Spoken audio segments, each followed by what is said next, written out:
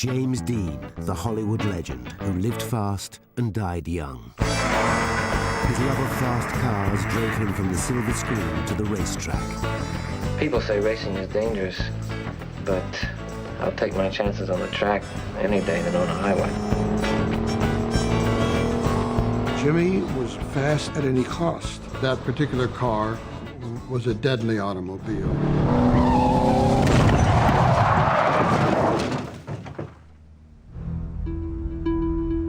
At the age of 24, with a glittering career before him, he died in a horrific car crash. Tried to feel a pulse, couldn't feel a pulse. But 50 years later, his untimely death has remained shrouded in mystery. Until now. This program has pieced together events that led up to the accident. Using cutting-edge crash investigation technology and evidence gathered at the time, we will uncover the truth about how James Dean died.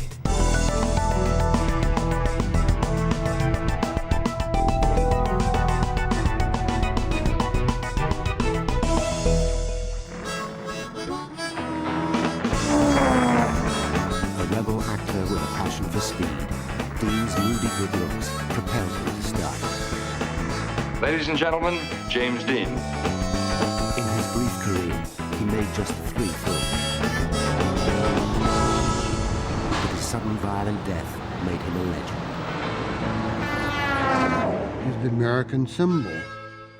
He represents our culture. He was one of the new wave of anti-heroes, whose rebellious disregard for authority defined the youth of post-war America. Hey, watch it, man! Away from acting, Dean's other passion was for cars and racing. We asked Jimmy over today because he's a racing man himself. A real one, not a crazy one. He loved the machines, and he had a talent for speed. He drove a lot faster than I tended to or wanted to drive. he loved racing. I mean, that was his life. Speed. He liked speed. Afraid he was taking too many risks, his Hollywood bosses tried to ban him from racing. I can remember him putting his motorcycle in our garage because obviously they didn't want him riding it. The studio didn't want him riding it at the time. Hollywood tended to want to fit him into a mold, and he wasn't going to fit into any mold. He wasn't going to be part of it. He wasn't going to play that game. The film studio had reason to worry. California's racetracks were all makeshift, set up on public roads with only hay bales for crash barriers. It was very dangerous racing on the streets with no protection. And guys were, stacking up their cars. Joe Playan competed against Dean on the Californian race circuits. We ran with 4.5-inch wide tires. The brakes were lousy. Unfortunately, we managed to kill a guy or two every race. You've won a few races, haven't you? Oh, 1 or 2. I'd like your opinion about fast driving on the highway. Do you think it's a good idea? A good point. I used to fly around quite a bit, I took a lot of unnecessary chances on the highways. And I started racing, and now I drive on the highways. I'm extra cautious. One more question. Do you have any special advice for the young people who drive? Take it easy driving. The life you might save might be mine. Just weeks after recording this road safety film, Dean and his mechanic headed out into the Californian countryside in his brand new Porsche Spider. He planned to race it the next day.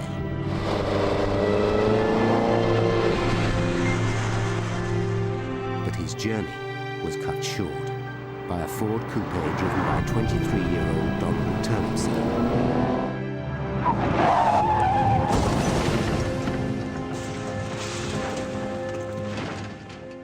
It was very shocking to see those two cars hit. Don Dooley is the only surviving witness of the crash. He has never spoken on camera before about what he saw. Dooley, then 15, was traveling with his brother-in-law. They narrowly avoided the collision. We were about 50 yards behind Donald Turnipseed. We had to do some pretty heavy braking to stop from being in the accident ourselves. Pieces went flying. The headlight ring on the Porsche went sailing over our pickup. The Porsche went airborne.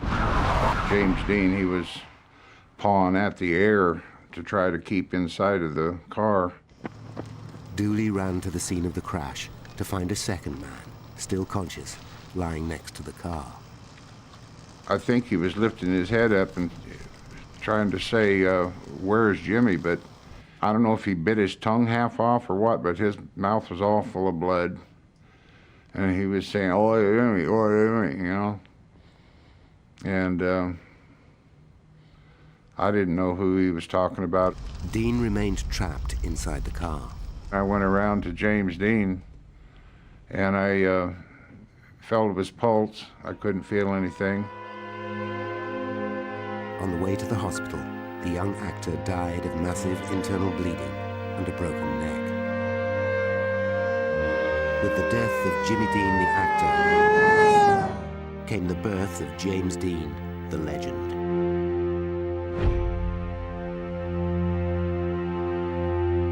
Within hours, questions arose about the circumstances of the crash.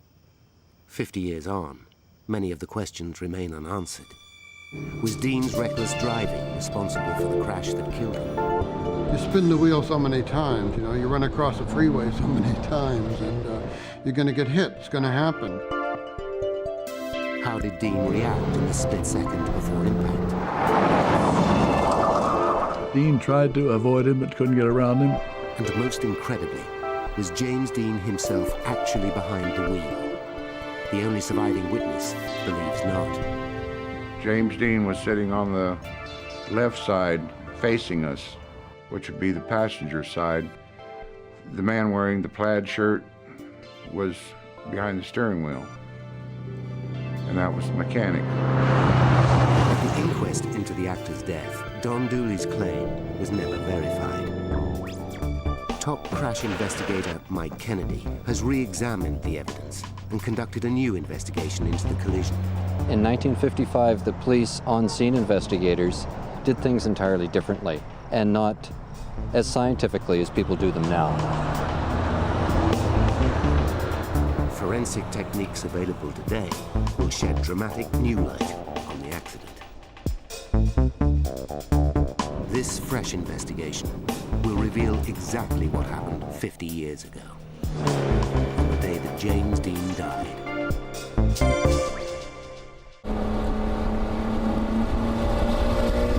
How fast will your car go? Oh, an honest miles an hour. Clocked, it could run about 106, 7. Clues to James Dean's death and his passion for speed can be traced back to his youth. He grew up on his uncle and aunt's farm just outside Fairmont in rural Indiana. But the first vehicle he learned to drive was a far cry from an aerodynamic Spider. Dad had him driving a tractor at a young age. About all farm kids learn to drive on tractors, and so he just naturally moved from a tractor up to a motorcycle. He liked to ride it just fast as it'd go, which was probably only 50 miles an hour, and his feet sticking straight out the back. Former highway officer Jim Brindle was a close friend during his school years. This is the old high school where we graduated. Jim and I and the rest of our class graduated in 1949.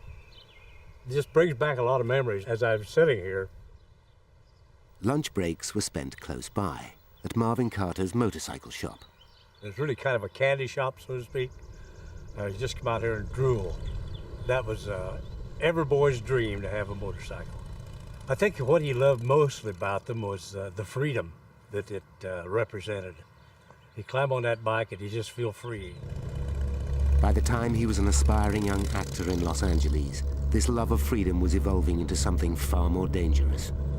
He had a little thing he would like to do, which was to have the bikes running side by side, and he liked to reach out and touch the fingertips of the other person so that he would say he could feel the pistons working through the energy in the person. Now making big money as a movie star, Dean was suddenly able to afford the cars of his dreams. The 1950s was a golden age of the American automobile. These ultra-glamorous machines symbolized freedom and independence.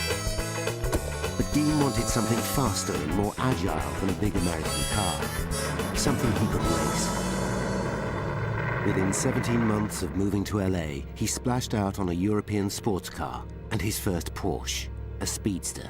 One night, Jimmy drove up to the house in a Porsche, which I'd never seen, never even heard of. And he said, "Come on, we'll take you for a ride." And my guy said, "What is this?" He said, "It's a Porsche." Lou Bracker met James Dean on the set of Rebel Without a Cause. They shared a love of fast cars. I thought it was a bathtub turned upside down. That's what it looked like to me. I did, you know, never seen a car like that.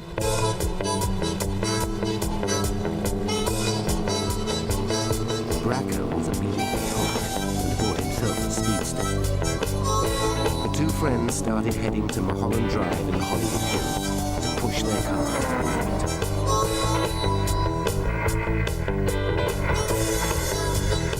This was Jimmy Dean's and my private raceway.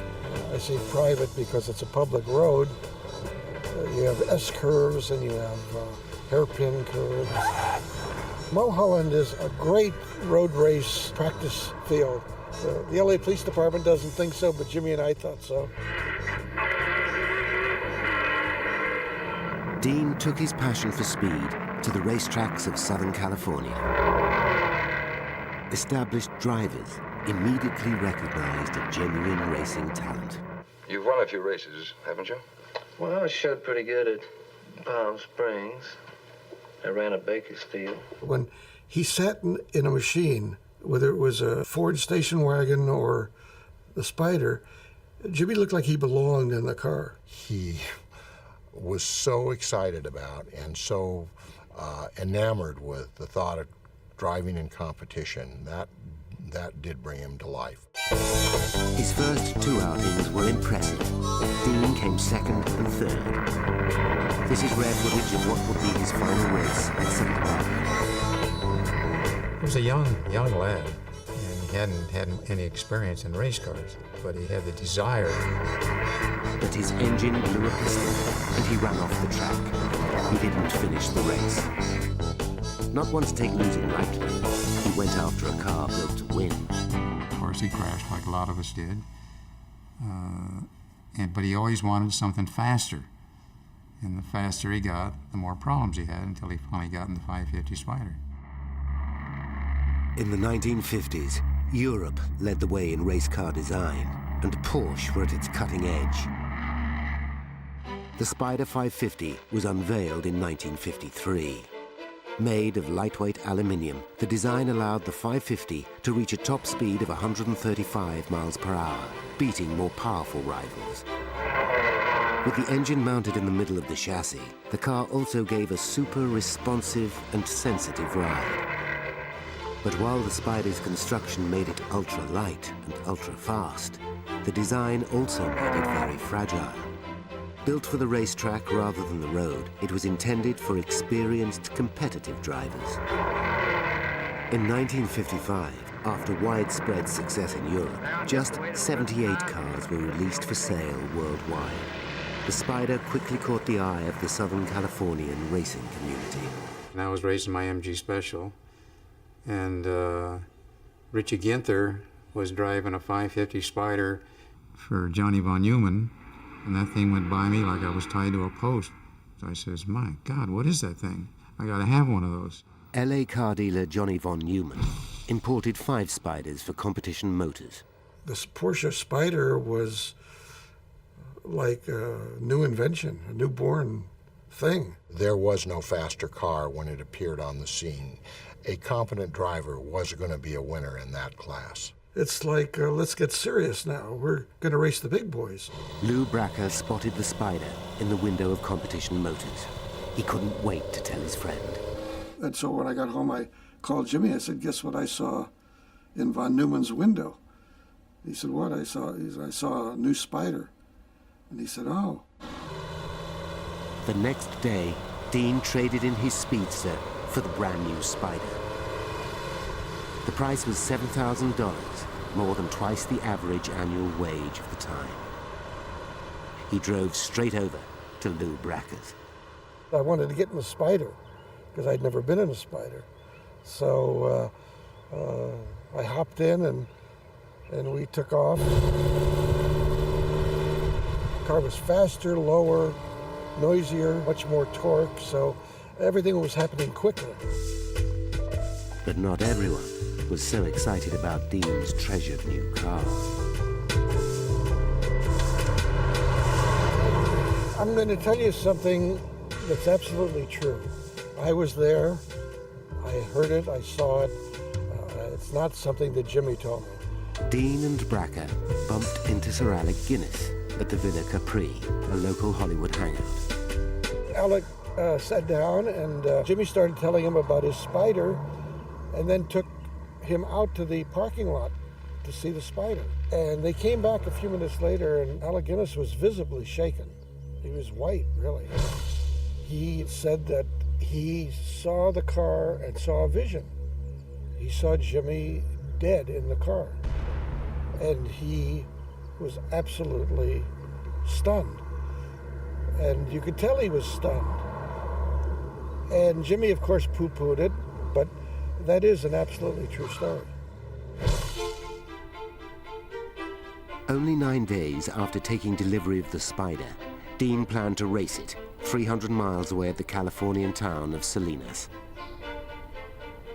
The temporary track was set up at the local airport. But many people were concerned about his lack of experience in a car this powerful. We all thought that it was too much car for him. Jimmy had the means to buy a car that most people could not buy, and most people would not buy until they were a little bit more experienced. You get out there and you go those speeds, you get into a problem. You've got to get used to speed. Dean asked his friend Lou Bracker to join him on the trip. And all week long, he was calling me to go to Salinas with him for his road race in the Spider.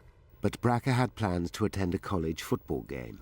He called me one last time from Johnny von Neumann's, where they were picking up the car, putting it on the trailer, and said, we're leaving. There's your last chance. You got to come. And I said, Jimmy, I'm going to the football game. And he said, okay, it's your funeral. That was the last time I talked to him.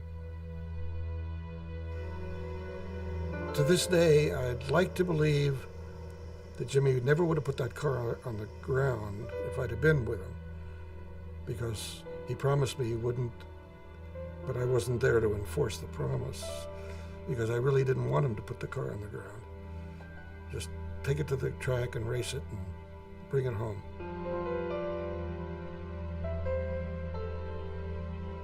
I thought I had persuaded him.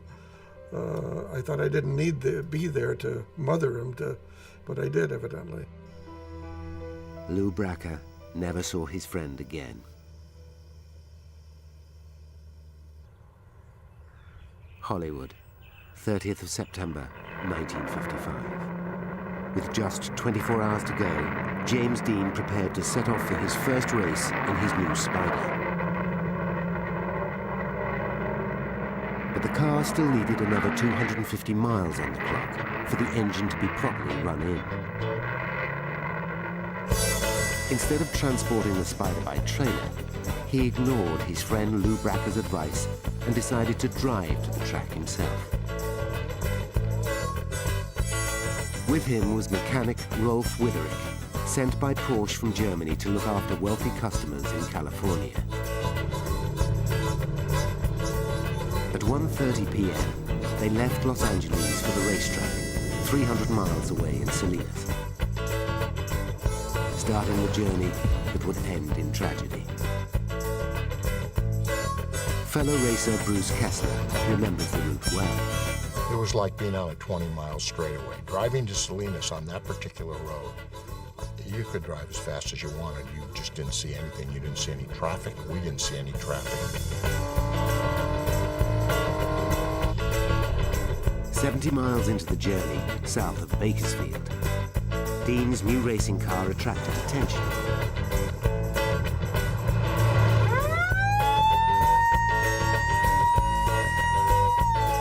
I noticed a race car of some type going northbound who seemed to be exceeding the speed limit. That was a nice machine he had. It was a beautiful car. It seemed like about knee-high to me. It was a very, very small, low car. Yeah, it was strictly built for speed. Officer Hunter clocked them at 65 miles per hour in a 55 zone and gave Dean a speeding ticket. I didn't know who he was. James Dean was the way he signed it, and I didn't know James Dean at that time. I'd never heard of him. I told him he wanted to slow down a little bit to be sure to get up there and get in the race, and if he didn't drive a little slower, he might not make it because he was going pretty fast. And apparently he didn't heed my warning too much. At 4 p.m., they resumed their journey. With 160 miles still to go before reaching Salinas, they stopped for a break at Blackwell's Corner, a gas station on Route 466. They met Kessler, also on his way to the racetrack. We stopped to get fuel and we stopped to get something cold to drink. It was a hot day. And while we were there, the 550 Porsche came in. Jimmy had been driving the Porsche and trying, I guess, to get some time in the car. I don't think he really had any time in the car at all. Bruce Kessler was the last person to speak to Dean en route. They made plans to meet for dinner that night. We arranged a place and time, and we left about probably 10 minutes before he did. That night, Jimmy never showed up. We didn't think much about it. I know he was looking forward to the race, and I know he talked about what it was like to drive this car, because it was a brand new experience, and it was a big jump.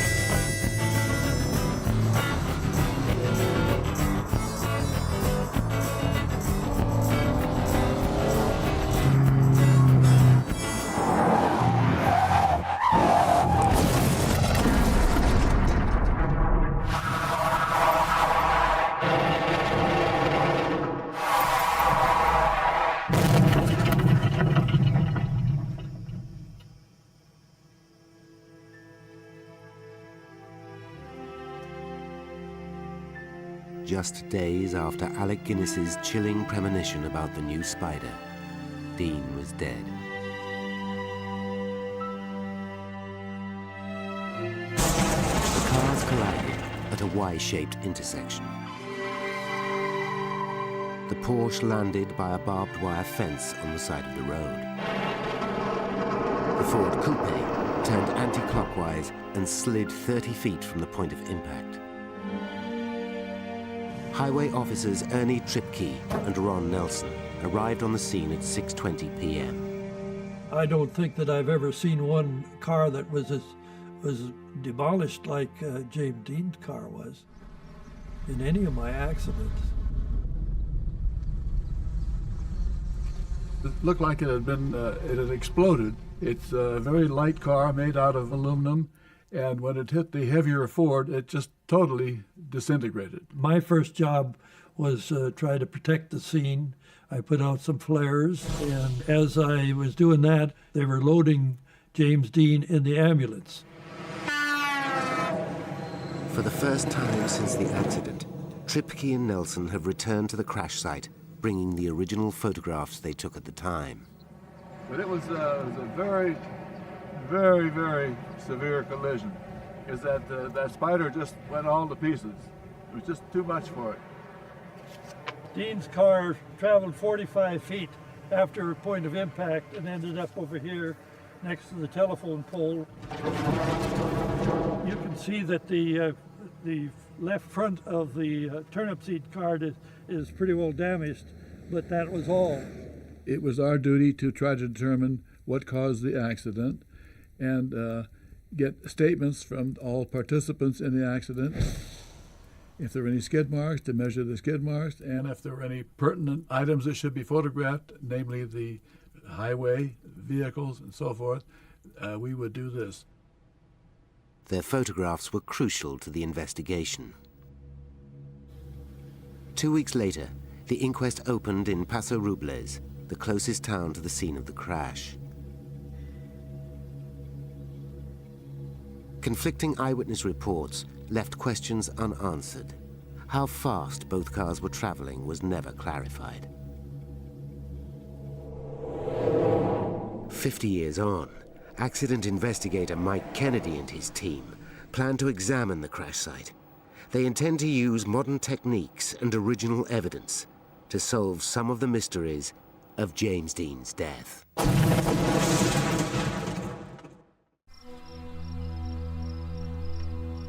50 years on, the true causes of James Dean's death are still open to question. Just how responsible was the rebel actor for the crash that killed him? On October 11th, 1955, a coroner's inquest opened in Paso Robles, California, to determine the causes of the accident and apportion blame. The jury heard cross-examinations of eyewitnesses including Don Dooley and Highway Patrol officers Ernie Tripke and Ron Nelson, whose photographs of the scene were evidence. Because James Dean was involved, took on a circus attitude. Contradictory testimony confused the proceedings. Individuals like Dooley, yes, they were eyewitnesses, but they really weren't given the credibility or allowed to tell everybody what they thought and what they saw.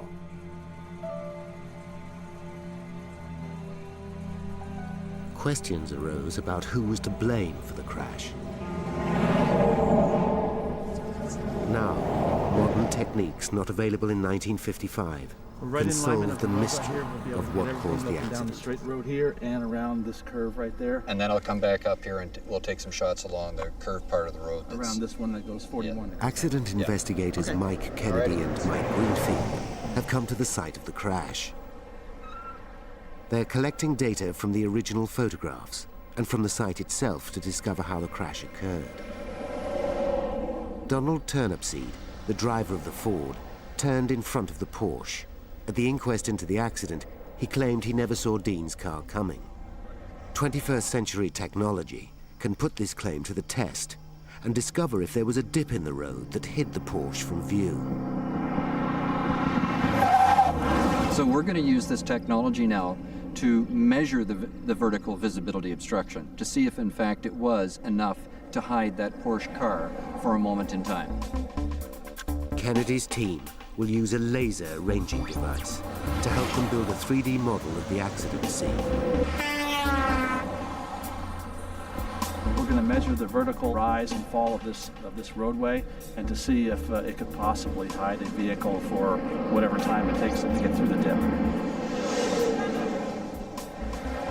Okay, I am 1 foot higher than you are. So very little vertical distance. So far, we've taken several shots between here and 2,500 feet away, and the vertical difference is plus or minus about 1 foot. So it suggests that the dip had nothing to do with this collision. This damages Turnipseed's claim. But while the Porsche didn't physically disappear from view, other environmental factors may have played a part. One possibility is that the low-slung silver Porsche blended into the gray asphalt. Cars that low and silver, you don't see them. So nobody's going to be looking your sight level is above the car, really. Particularly in the 1950s with those big long hoods on cars, and there's no doubt in my mind that the man who made that left turn never saw Jimmy, ever. Under heat conditions, there is an optical illusion that comes into play. So at a distance, sometimes it's very difficult to see the shape of a car. The day of the crash was sunny and hot. The asphalt road surface would have given off a lot of heat. Well, what's really surprising to me when you see him approaching is that you can only see the portions of the car that are being reflected by the sun, and the rest of the car seems to be invisible to the background. So this car is really difficult to distinguish as a Porsche, or even in fact that it's even there on the road. Kennedy believes Dean's car would have been partially masked in the heat haze, but Turnipseed would still have had time to see the oncoming car. If he was looking where he should have been, Turnipseed would have had the chance to stop before the cars collided. It was a Y intersection. So he takes a shallow left turn onto the next highway, and as he's doing that, his focus is changing. He's now looking down the road that he's about to be traveling on. Most likely, he's taken his eyes off the road that Dean was traveling on and approaching towards him. This suggests Turnipseed was looking away from the oncoming traffic, in which case he was at fault. No one knows what they're doing. Half the time you don't know what this guy's gonna do with that one. Even though Turnipseed broke a state law by failing to yield to an oncoming car, the jury concluded he was not to blame.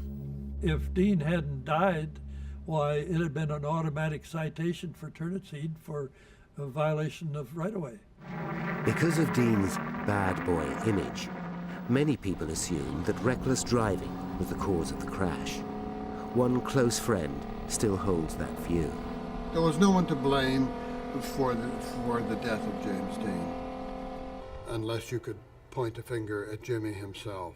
That was really the only blame, and probably his obsessional need to push the envelope, as they'd say nowadays, to go beyond the limit. At the inquest, it was suggested that Dean was driving dangerously. Witness John Robert White claimed the Porsche overtook them at high speed before crashing. He and his wife said they never saw the Porsche's brake lights come on. If true, Dean may have called on his racing experience to get out of trouble. I think that the average driver would have hit the brakes immediately,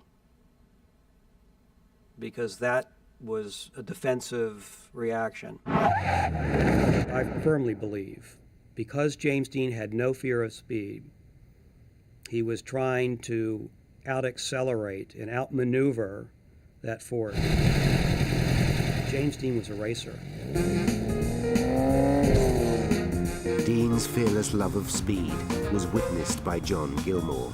He shared many hell-raising rides through the streets of Los Angeles with the actor. There was a red light up ahead, and he went directly through it. It wasn't that he was going to try and beat the light, or that he didn't see the light. It was that the light was not going to stop him, and he was not going to pay attention to it. It was just this part of his personality. I was aware of it. I could feel it, his presence. It was there. It was almost like cold-blooded about it. He just drove straight ahead. But did this belief that nothing could get in his way lead him to try and outmaneuver the oncoming Ford? Speaking of racing, have you ever been in a drag race? Are you kidding me? I just thought I'd ask. Jimmy may have thought that he was the matador and was going to sidestep a 2-ton bull. On the track, racing drivers use this sidestep to accelerate around obstacles. 3 times Le Mans winner Hurley Haywood shows how. I'm now going to demonstrate really a pretty simple procedure that we use in racing, and basically it's weight control, how we control the weight in the car. And we do that with our throttle. By using the throttle to accelerate around the obstacle, the driver stays in control. Most people are not used to balancing the car. The throttle is just there to speed the car up or slow the car down, but actually in racing we use that throttle to help the car turn through a corner. Back at the crash site, Mike Kennedy's team prepares a 3D computerized model of the accident. The revolutionary software allows them to look at the original police photographs from a new angle and determine whether or not Dean braked or accelerated. The photographs show exactly where the point of impact was, where the pre-skid marks were from both vehicles, and so one can work even 50 years later from those photographs and develop an understanding of how the accident happened. The answers are locked inside these images taken by officers Tripke and Nelson. The software will establish what happened to both cars before impact. What I'm going to do now is transform our photo from the perspective view that the photographer had into a top-down view. The software provides a unique vantage point of the accident. We're trying to create the illusion that we're actually above the photograph looking down. This overhead view of the skid marks, provided by the original photographs, reveals vital information about how both drivers reacted before the crash. We have turnip seeds skid marks leading right up to the point of impact, which is right here.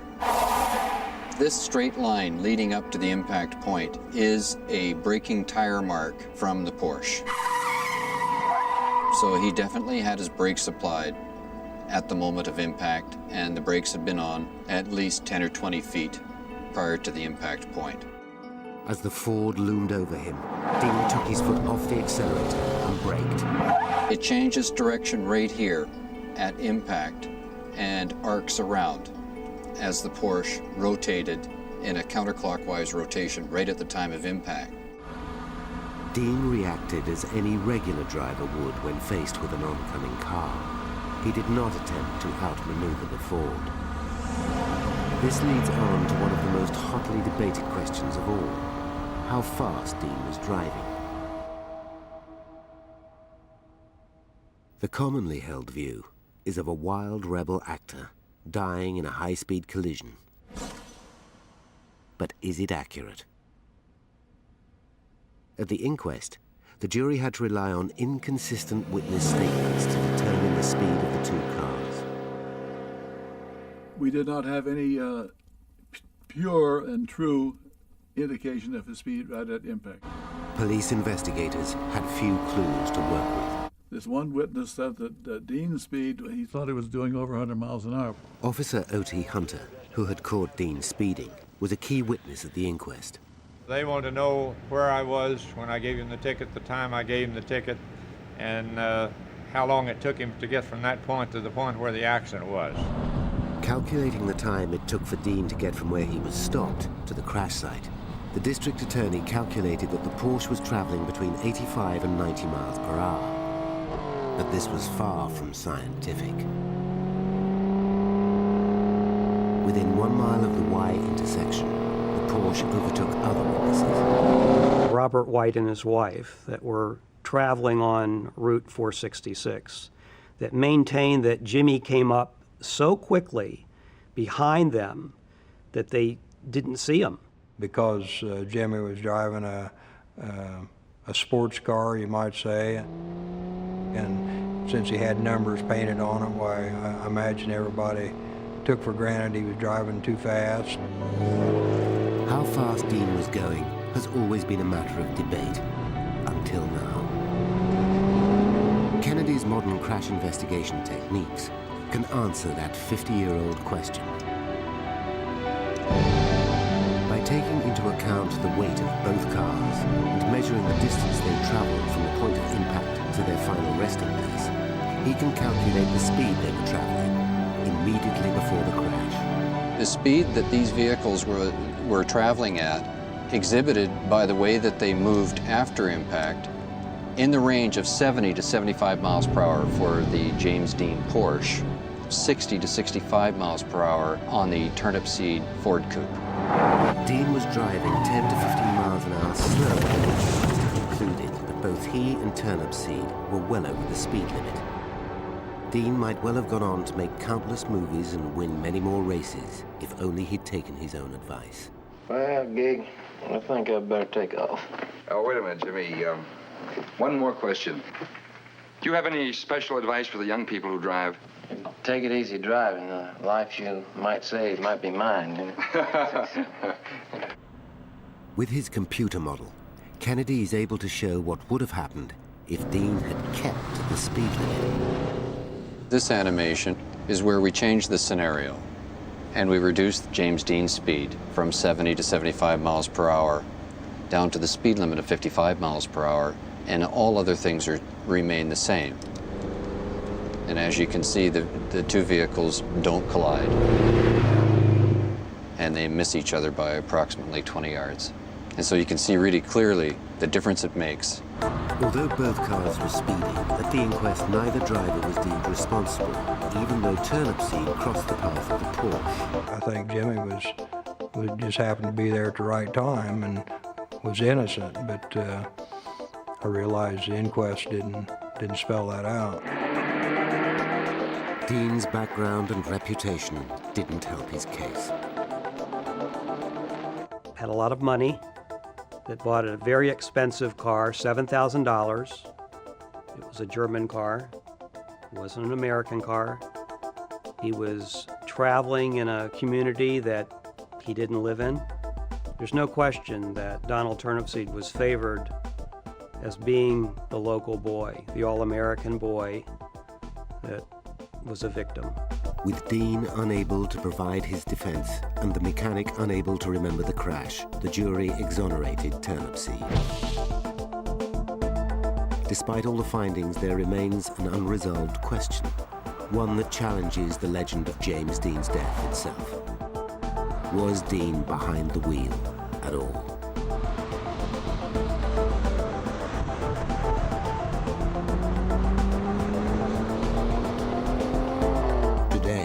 Don Dooley is the last surviving crash witness. Dooley and his brother-in-law were interviewed separately by the police.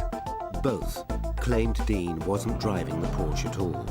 The one wearing the white t-shirt, he was on the left side of the car, facing us. State-of-the-art technology will address the biggest mystery of all.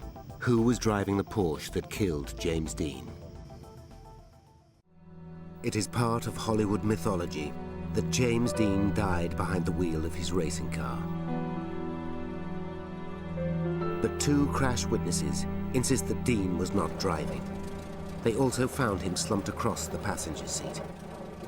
My brother-in-law and I had to go into the Paso Robles District Attorney's office and give statements, and he took us in the room separately, and my brother-in-law and I compared notes afterwards, and we said everything pretty much the same. James Dean was sitting on the left side facing us, which would be the passenger side. The man wearing the plaid shirt was behind the steering wheel, and that was the mechanic. Dean was seen behind the wheel by the officer who pulled him over for speeding. But after that, the two men made a stop and could easily have changed places. Rolf Witterick, the German Porsche mechanic, was there to look after the car. It would have been normal for him to share the driving on the long trip to Salinas. With this in mind, could the inquest have come to the wrong conclusion? Mike Kennedy is able to reconstruct the infamous crash and provide the definitive answer. By looking at the injuries sustained, Kennedy can pinpoint where the occupants of the car were sitting in relation to the point of impact. The contact angle, as shown here in this 3D illustration, indicates that the driver of the Porsche was in direct contact with the left front corner of the Ford coupe. Fortunately for the passenger in the Porsche, he was not in the contact area. At 16 feet long, the Ford coupe weighed twice as much as the aluminium Spider. With the engine behind the driver, the lightweight design that made the Porsche such a phenomenal race car was no match for the heavy steel Ford. The nature of the injuries and the damage to the cars show us who was actually behind the wheel. Whoever survived was certainly not the driver, and in this case, James Dean did not survive So in fact, that makes him the driver. While Witterick was thrown clear, Dean's broken neck and internal bleeding were consistent with him taking the full force of the impact. This pushed him into the passenger seat. When the vehicle came to final rest, James Dean was actually sitting against the passenger door, although his feet were still contained in the driver's well. Don Dooley still maintains that Dean was not at the wheel of the Spider when it crashed. They said that my brother-in-law and I had untrained eyes. We didn't know what we'd seen. Although Dooley claims he saw the mechanic driving, Kennedy can explain the inconsistency between Dooley's testimony and his own conclusions. Typically, when someone witnesses a car accident, they do make their own interpretation of what happened. They might get a glimpse of the actual event, and then they fill in the information around that glimpse. And then their story almost always ends up being something different than other witnesses who witnessed the same event. And none of their stories will ever be consistently the same. The things that I say truthfully out of memory, because I have nothing to gain by lying about it. The one man who could have ended the mystery was the mechanic, Rolf Witterick. He was too badly injured to attend the inquest. He returned to Germany and never spoke about the crash. In 1981, he too died at the wheel of a car. Dean's death helped transform the promising young actor into an enduring Hollywood icon. On the 8th of October 1955, his body was laid to rest in his hometown of Fairmont, Indiana. We got there and the church was overflowing and you couldn't get near the place.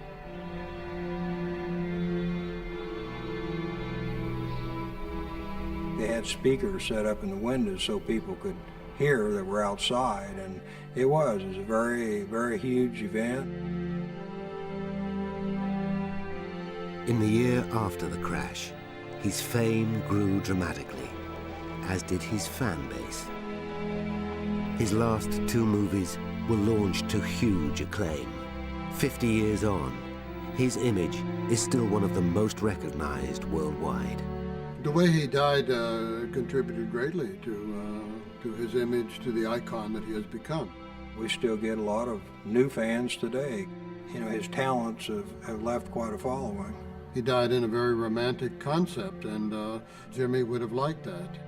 Today, there are no signs of his popularity waning. 50 years after his death, he still remains the ultimate symbol of the American rebel.